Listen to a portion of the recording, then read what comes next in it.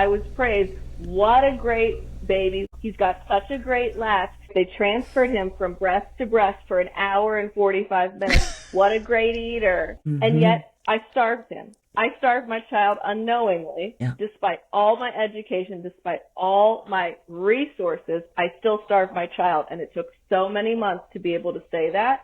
But I have to say it. I have to educate other people, because if it happened to me, it can happen to them. And it's happening in real time every single day. I think that Fed is Best book and podcast series should be part of every labor and delivery class. It should be in every Breastfeeding 101 class. Okay, there should be a plan if breastfeeding doesn't go immediately perfectly right off the get-go. What's the next step? Because I had no next step. It was breastfeeding at the breast.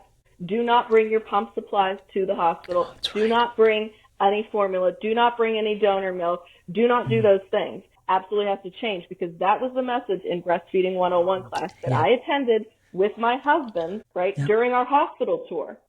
That needs to change. This is Fed is Best. You need to know what to do. You need to have a plan in place. Supplementation does not ruin your breastfeeding journey. Supplementation will provide an on-ramp for your child's physical, mental, and emotional success, and your physical, mental, and emotional success. This is Dr. Christy Del Castillo-Heggie, one of the co-founders and co-authors of Fed is Best, and I want to welcome you to the Fed is Best Breastfeeding Initiation course. We want to introduce you to the philosophy of Fed is Best and why it is important to achieving the ultimate goal of having healthy, thriving, and optimally developing baby.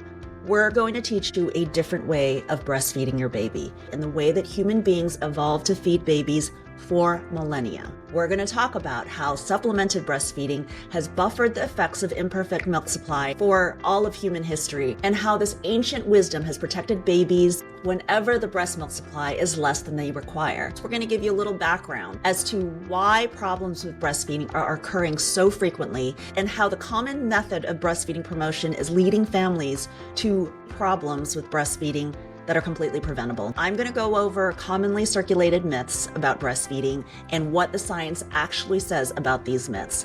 We're going to teach you all the skills you need, from latching and positioning to supplementing at the breast with SNS and syringes, to pumping, to doing all the things you need to be as successful as you can be given your biology and your circumstances. Ultimately, we want to do things differently.